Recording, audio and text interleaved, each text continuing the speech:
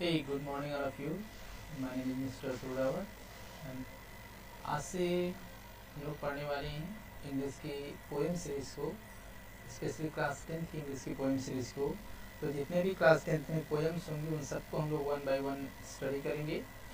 आज की क्लासेस के लिए जो क्लास 10 का इंग्लिश का लेसन नंबर 1 मान सकते हैं, क्योंकि क्लास 10 में जो पोएम्स हैं विदाउट ऑपरेशन दिए गए हैं, तो हमने फर्स्ट पोएम को लेसन नंबर फर्स्ट दिया है पोएम सीरीज को, जिसका नाम है डस्ट ऑफ स्नो। तो डस्ट ऑफ स्नो को आज हम लोग पढ़ने वाले हैं और पोएम्स की सीरीज में हम लोग देखेंगे specially exam point of view से चीज़ों को कैसे पढ़ना है। जैसे एग्जाम में हमारे क्वेश्चंस लिखना होता है, या फिर लाइंस आ जाते हैं, एक्सप्लेनेशंस देना होता है, या फिर इवन इस वीडियोस को आपको देखने के बाद इस लेसन से रिलेटेड किसी भी टाइप का क्वेश्चंस आएगा, आप आसानी तरीके से कर पाएंगे, बहुत ही इजी तरीके से कर पाएंगे, क्योंकि इस पोएम्स को हम लोग केवल एक्सप्लेनेशन नहीं बल्कि एग्जाम पॉइंट ऑफ व्यू से इनसे अगर क्वेश्चंस आ जाता है, कभी कभी एग्जाम में होते हैं कि कुछ ऐसे क्वेश्चंस आ जाते हैं, टेक्निकल क्वेश्चंस, जिनका आंसर हमें पता नहीं होता है। तो इस वीडियो को देखने के बाद आप श्योर हो पाएंगे कि इस लेसन से रिलेटेड कोई भी क्वेश्चंस आए, उसका आंसर आपको आ रहा हो या ना आ रहा हो, दोनों तरह की क्वेश्चंस को आप अटेंड कर पाएंगे, क्योंकि इसमें जो चीज़ें इन्वॉल्व की गई हैं वो काफ़ी शॉर्ट के साथ साथ ऑथेंटिक चीज़ें हैं। जैसे कि और पोएम को स्टार्ट करने से पहले, द डस्ट ऑफ स्नो को स्टार्ट करने से पहले मैं कुछ कीवर्ड्स जो कि हैं इस लेसन को, जो कि बहुत ही ज़्यादा हेल्पफुल होंगे किस चीज़ से, answer writing point of view से, उनको हम लोग डिस्कस कर लेते हैं। देखिए, किसी भी पोएम को पढ़ने के लिए पहले हमको उसका बैकग्राउंड पढ़ना होता है। अगर आप बैकग्राउंड अच्छे से पढ़ लेते हैं तो समझ लीजिए आप उस पोएम के बारे में 70% जान गए हैं। एक्सप्लेनेशंस पोएम का पढ़ना ये एक अलग बात होती है। आप किसी भी यूट्यूब चैनल से उठा करके, किसी भी गूगल पेजेस से उठा करके आप पढ़ लेंगे, ये बहुत हार्ड नहीं होता है। लेकिन हाँ, उस पोएम के बारे में एनालिसिस करना, उसका क्रिटिकल एनालिसिस करना, पोएटिक डिवाइस कौन सी यूज़ की गई है, बैकग्राउंड क्या है, थीम क्या है, ये सब जानना बहुत ही ज़्यादा ज़रूरी होता है। तो चलिए कुछ इंटरनल नॉलेज लेते हैं इस पोएम के बारे में। जैसे कि इस पोएम के टाइप्स की बात हम करें तो ये मोनोस्टिच पोएम है। इंपॉर्टेंट लाइन है, मोनोस्टिच पोएम। जैसे कोई भी क्वेश्चन पूछा जा सकता है आपसे एग्जाम में, ये नहीं कि मोनोस्टिच पोएम क्या होती हैं, ये तो पूछा ही जा सकता है, लेकिन साथ ही साथ अगर ये पूछा जाए कोई भी क्वेश्चन, तो आप पहली लाइन में अगर आप लिख देते हैं कि dust of snow is a monostich poem, तो कहीं ना कहीं एग्जामिनर के माइंड में एक ये importance of your questions highlight जरूर होगी। तो जरूरी है कि चीज़ों को बारे में कि क्या, जब हम आंसर राइटिंग करें तो उस टाइम में क्या क्या चीज़ों को हम इन्वॉल्व करें, ये जानना बहुत ज़रूरी है। तो पहली बात आप इसके बारे में जानेंगे कि ये एक मोनोस्टिच पोएम है। अब मोनोस्टिच पोएम क्या होती है? मोनोस्टिच पोएम वो पोएम होती है जो कि, पोएम्स तो होती है काफ़ी लेंदी, लेकिन अगर आप ध्यान से देखेंगे तो पूरी पोएम वन लाइन में लिखी जाती है। अगर हम यहाँ पे देखें, कोई उस तरीके से देखेगा तो कहेगा 1 2 3 4 5 6 7 एंड 8 लाइन लिखी गई है, लेकिन अगर आप देखेंगे तो किसी लाइन के लास्ट में फुल स्टॉप नहीं है, जबकि पोएम काफ़ी लेंदी है, 8 लाइन की पोएम है, बट अगर आप देखेंगे तो कहीं पे भी फुल स्टॉप नहीं है। अगर लास्ट में आप देखेंगे तो रीड के बाद में एक फुल स्टॉप है, तो हम कह सकते हैं कि ये पूरी पोएम सिंगल लाइन में लिखी गई है। पोएट्री की एक क्वालिटीज़ होती है कि वो कभी कभी 2 पेजेस 3 पेजेस की पोएम्स को 1 लाइन में लिख देते हैं, तो जो भी पोएम 1 लाइन में लिखी जाती है उसको हम क्या कहते हैं? मोनोस्टिच पोएम। तो ये पूरी पोएम 1 लाइन में लिखी गई है, इसलिए हम पहली क्वालिटी इसको कह सकते हैं, that is the type of the monostich poem. Secondly अगर हम देखें तो ये पोएम में नेचुरल चीज़ों को इन्वॉल्व किया गया है, जैसे क्रो हो गया, या फिर जैसे आप देखेंगे तो डस्ट ऑफ स्नो हो गया, हेमलॉक ट्री हो गया, एंड मच मोर थिंग्स। अगर हम देखें तो ये सारी चीज़ें नेचुरल हैं और नेचुरलिटी को ही डील करती हैं। सो इस तरह की पोएम जो केवल और केवल नेचर पे रन करती हैं, नेचुरल बेस पे रन करती है, उसको हम क्या कहते हैं?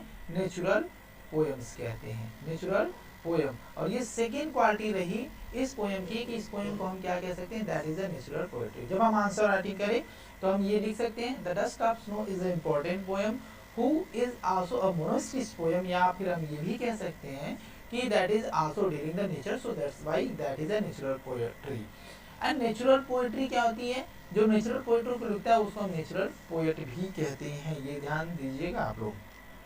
नेक्स्ट अगर हम बात करें सेकेंड क्वालिटी के बारे में, हमने बात किया ये natural poetry. And third quality की बात अगर हम करें तो कहीं ना कहीं ये थीम भी है, that poem is dealing the power of natures and also showing the importance of the tiny things.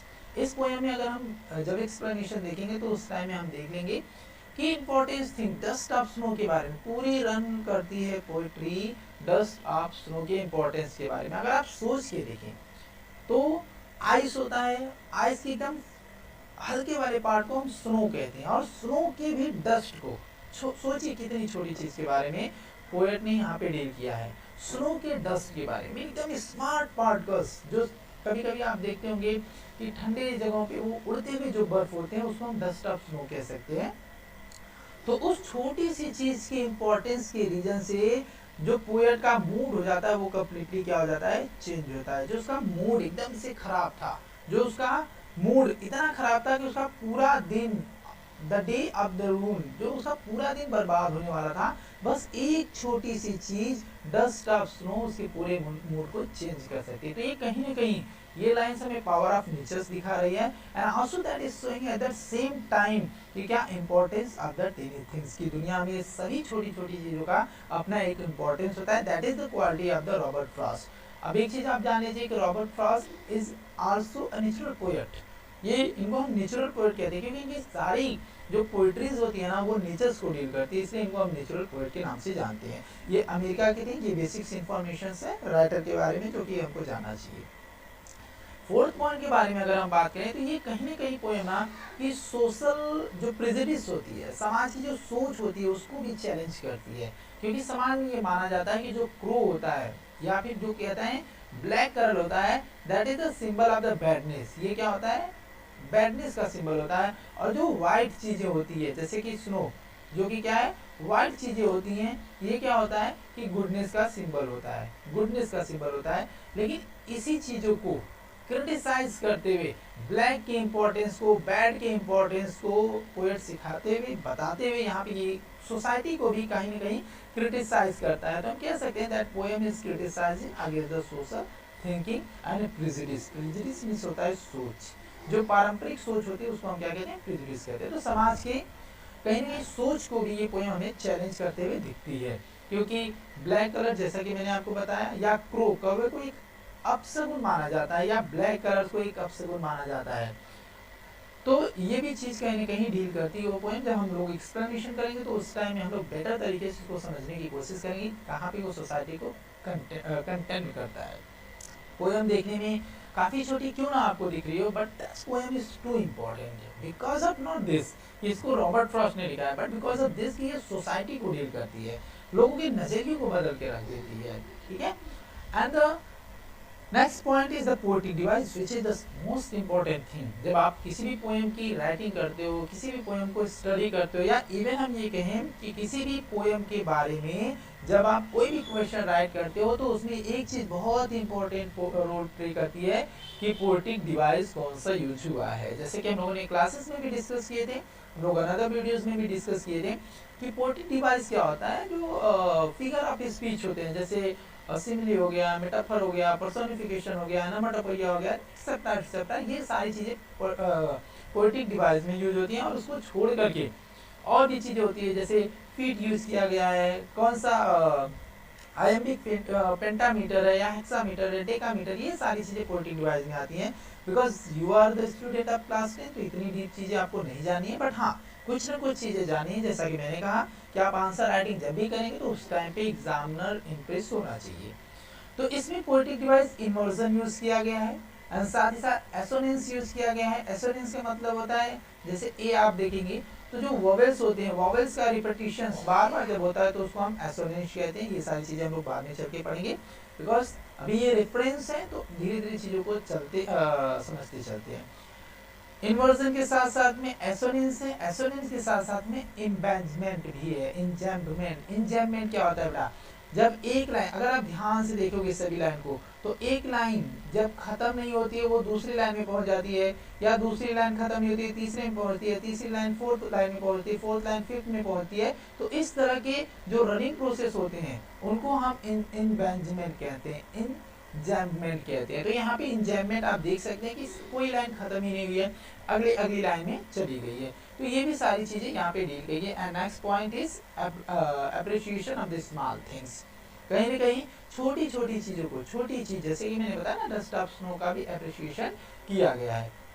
Next slide में हम लोग चलते हैं और देखते हैं। तो ये एक बार इन सभी पॉइंट्स को आप एक पेज पे नोट करते चलिएगा, अपनी कॉपीज पे नोट करते चलिएगा, जिससे कि ये चीजें क्लियर रहे कि हाँ किन चीजों को आपको हाईलाइट करके पढ़ना है। तो पहला तो ये देख लेना है कि हाँ मोनोस्टिच पोएम है, सबसे इम्पोर्टेंट चीज। ये पोएम नेचुरल पोएट्री भी है, ठीक है, या इनकी पोएट को हम नेचुरल पोएट कहते हैं।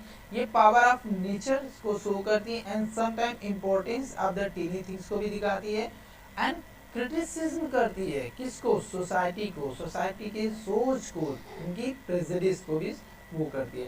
नेक्स्ट पोएटिक डिवाइस के बारे में आप थोड़ा सा जान लीजिएगा कि यहाँ पे इन्वर्जन यूज किया गया है, एशोनेंस यूज किया गया एंड इंजैम्पमेंट भी यूज किया गया है। एप्रिसिएशन ऑफ स्मॉल थिंग्स, ये इंपॉर्टेंट पॉइंट है। जब भी हम आंसर राइटिंग करेंगे, ध्यान दीजिए आंसर राइटिंग के टाइम पे ये बहुत इंपॉर्टेंट होने वाला है। तो चलिए नेक्स्ट स्लाइड में चलते हैं, कुछ और इन्फॉर्मेशन लेते हैं और उसके बाद हम लोग एक्सप्लेनेशन पे चलेंगे। जैसे कि आप देख सकते हैं कि नेक्स्ट स्लाइड में कुछ और भी पॉइंट्स आपको यहाँ पे पुटअप की गई हैं, जो कि आपके एग्जाम पॉइंट ऑफ व्यू से बहुत ही ज्यादा इंपॉर्टेंट होने वाली है। जैसे सिंबॉलिकल पोएम, ठीक है, ये पोएम कहीं ना कहीं सिंबॉलिकल पोएम भी है। अच्छा, सिंबॉलिकल पोएम क्या होता है, थोड़ा सा हम लोग ये जान लेते हैं। देखिए सिंबॉलिकल, ठीक है, सिंबल वो पोएम्स होती हैं जहाँ पे एक चीज को दूसरे चीज की तरह दिखाया जाता है। जैसे यहाँ पे क्रो किस चीज को डील कर रहा है, क्रो एक ब्लैक कलर को डील कर रहा है, और ये जो ब्लैक कलर से किसको दिखाता है, बैडनेस को। तो ये बैडनेस को दिखाने के लिए पोएट ने क्रो का यूज किया है, तो ये सिंबल ही हुआ, एक तरह का क्या हुआ, सिंबल हुआ। Second, dust of snow, snow को अगर हम बस हाईलाइट करें तो ये क्या है, व्हाइट, ठीक है, स्नो व्हाइट्स होते हैं, और व्हाइट्स मतलब कि जैसा कि मैंने अभी बताया कि ये क्या है, गुडनेस को दिखाता है। तो यहाँ पे गुडनेस को दिखाने के लिए उसने किस चीज को यूज किया है, स्नो को यूज किया है। Hemlock tree, it is a type of lonely tree, जो अकेला रहता है, कोल्ड रहता है, तो इसको भी दिखाने के लिए ह्यूमन कोल्डनेस को, ठीक है, ह्यूमन कोल्डनेस मतलब कि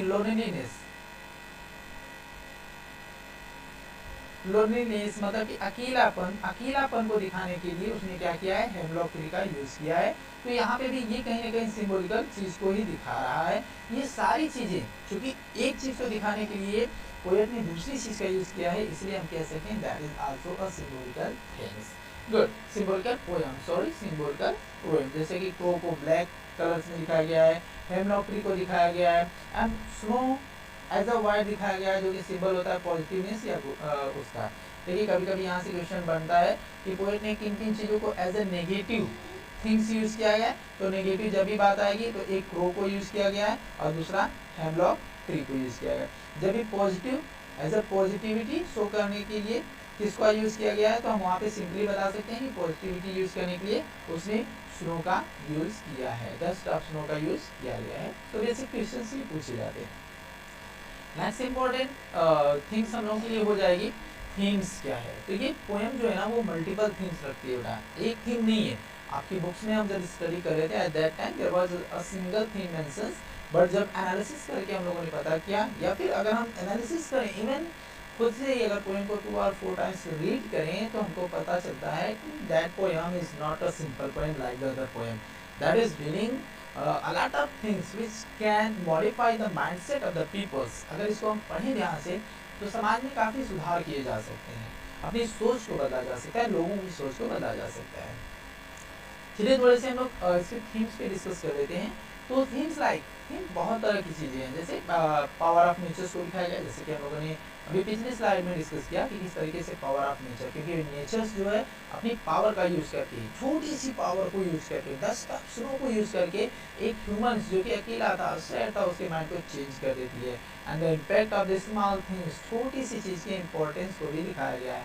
and finding hope in the little things, ये भी दिखाया गया है कहीं ना कहीं कि हाँ जो होप होती है वो छोटी छोटी चीज़ें उसमें भी हम कर सकते हैं। जैसे अगर कोई वहाँ पे जब आदमी को सैड था, हेमलॉक ट्री के नीचे बैठा था, क्या कोई बड़ा आदमी या कोई बड़ा इवेंट हुआ जैसे कि उसका मूड चेंज हुआ? नहीं, वहाँ पे एक छोटा सा डस्ट ऑफ स्नो गिरता है और उस आदमी का पूरा मूड चेंज हो जाता है। तो कहीं ना कहीं हमको होप रखनी चाहिए स्मॉल थिंग्स में कि हाँ छोटी छोटी चीज़ें भी बड़े बड़े इवेंट्स को चेंज कर सकती हैं।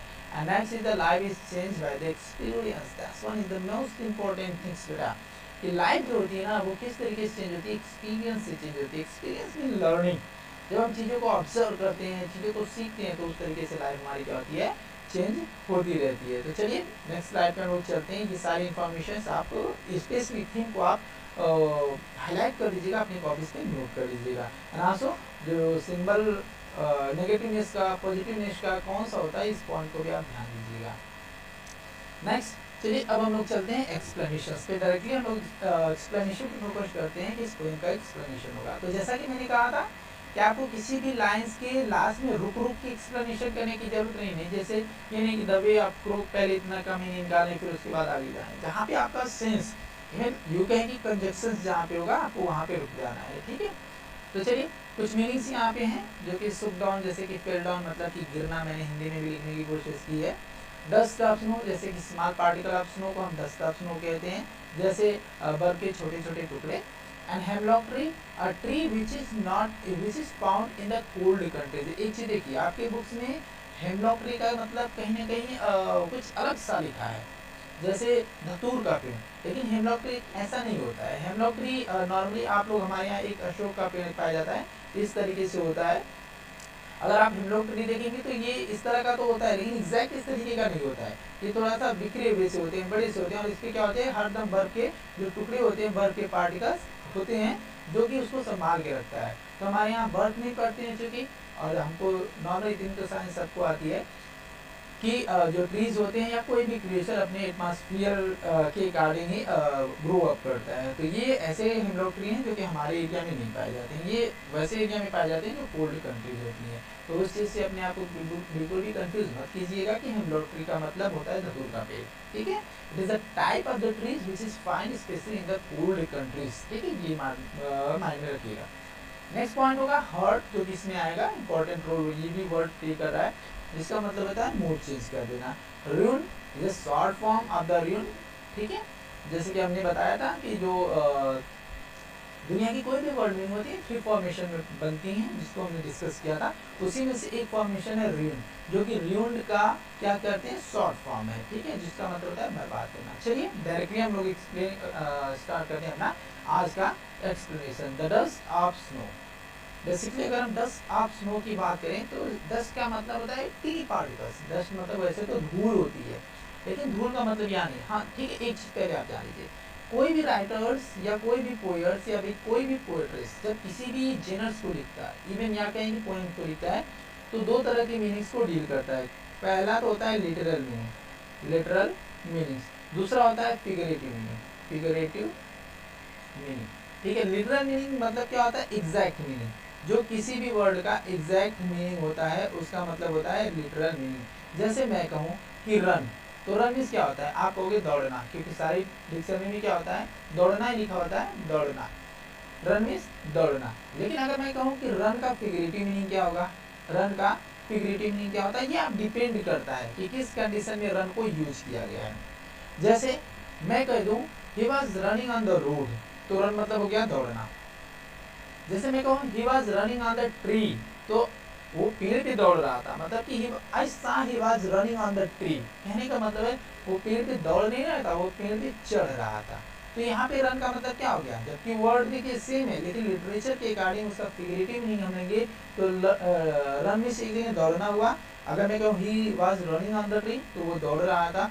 he was running on the tree, ठीक है, रोड कहूँगा तो दौड़ना, ट्री कहूँगा तो क्या हो जाएगा, he was running on the tree, मतलब कि वो पेड़ पे चढ़ रहा था, ठीक है। he was running on the same place, मतलब कि वो क्या हो रहा था, कूद रहा था।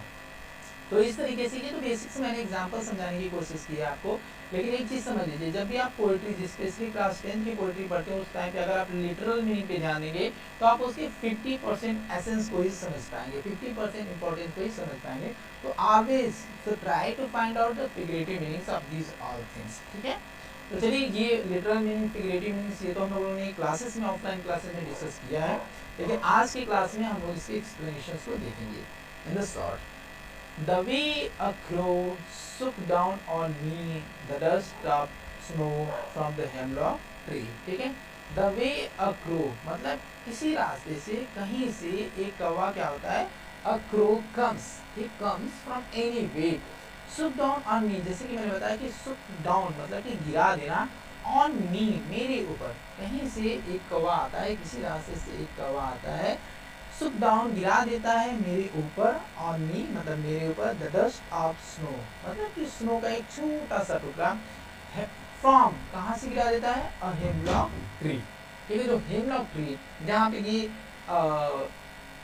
पोएट बैठा होता है सैड मोड में, उस हेमलॉक ट्री पे जो बर्फ के छोटे छोटे टुकड़े होते हैं उसको जो क्रो होता है वो क्या करता है, उस पोएट के ऊपर गिरा देता है। अच्छा, थोड़ा सा हम इसकी बैकग्राउंड को समझ लेते हैं, क्योंकि अगर हम बैकग्राउंड को नहीं समझेंगे तो हम पोएम के एग्जैक्ट मीनिंग को नहीं समझ पाते। देखिए, कंडीशंस ये है कि जो पोएट है वो काफ़ी सैड है, किसी भी चीज़ को लेकर के, किसी भी इवेंट्स को लेकर के, किसी भी बात को लेकर के वो बहुत ही ज़्यादा सैड है। और उस सैडनेस में, जैसे आप भी जानते हैं, हम भी जानते हैं, जब हम सैड होते हैं तो हम अकेले रहना चाहते हैं, या फिर कहीं खेत साइड निकल जाते हैं, या किसी पेड़ के नीचे अकेले बैठना चाहते हैं। तो वैसे ही सेम कंडीशंस पोएट की है कि पोएट इज सो सैड, और उस कंडीशन को कहीं अकेले जाकर के बैठना चाहता था, और वो जाकर के हेमलॉक ट्री के नीचे बैठा हुआ था, बहुत ही ज़्यादा सैड था। लेकिन अचानक से कहीं और से एक क्या होता है, कौवा उड़ते हुए आता है और वो गिरा देता है उसके ऊपर। ठीक है, क्या गिरा देता है, द डस्ट ऑफ स्नो, कहाँ से गिरा देता है, फ्रॉम हेमलॉक ट्री। तो इतने का मतलब ये हो गया कि कहीं एक रास्ते से, किसी जगह से एक कौवा उड़ता हुआ आता है, गिरा देता है उसके ऊपर dust of snow from hemlock tree. Hemlock tree से पोएट जो उसके पेड़ के नीचे बैठा था उसके ऊपर वो डस्ट को गिरा देता है। हैज गिवन, वो क्या करता है, वो जो उसके ऊपर गिरता है, हैज गिवन उसने कर दिया, दे दिया, my heart a change of mood, mood जैसे कि मैंने बताया कि heart the change of mood, जो मेरा हार्ट था, जो मेरा मन था, उसका जो मूड था ना, देखिए मूड ये मन वाला हार्ट है। ठीक है, हार्ट मतलब मन, जो मेरा मन का जो मूड था, मतलब जो मैं सैडनेस मेरे अंदर थी ना, उसको उसने क्या कर दिया, कंप्लीटली चेंज कर दिया। देखिए, एक छोटे से स्मॉल पार्टिकल ऑफ स्नो की इंपॉर्टेंस दिखाई गई है कि किस तरीके से उसने चेंज कर दिया, किस चीज को, हार्ट मूड, उसके हार्ट मूड, उसके मन की जो मूड थी, जो अवस्था थी, उसको उसने कैसे चेंज कर दिया। एंड और इससे क्या हुआ, सेव बच गया, क्या, some part of a day, कुछ मेरा वो दिन जो पूरी तरीके से बर्बाद होने वाला था, उसके कुछ पार्ट्स बच गए। कौन से वाले दिन, आई हैड ruined, जिसको मैं पूरी तरीके से बर्बाद करने वाला था। मीन सिंपली यहाँ पे इम्पोर्टेंस ऑफ स्नो दिखाया गया है कि किस तरीके से स्नो ने उसके ऊपर गिर करके उसके हार्ट, मन का जो मूड था, जो सैड मूड था, उसको चेंज कर दिया। अब सैड मूड जब चेंज होगा तो वो हैप्पीनेस में ही चेंज होगा ना। तो किस तरीके से सैडनेस को एक स्मॉल थिंग्स ने, एक छोटी सी चीज ने हैप्पीनेस में चेंज कर दिया। यहाँ पे ये इंपॉर्टेंस दिखाई गई है। चलिए एक बार शॉर्ट में पूरे की मीनिंग एक बार और दिखा देता हूँ, आपको बता देता हूँ।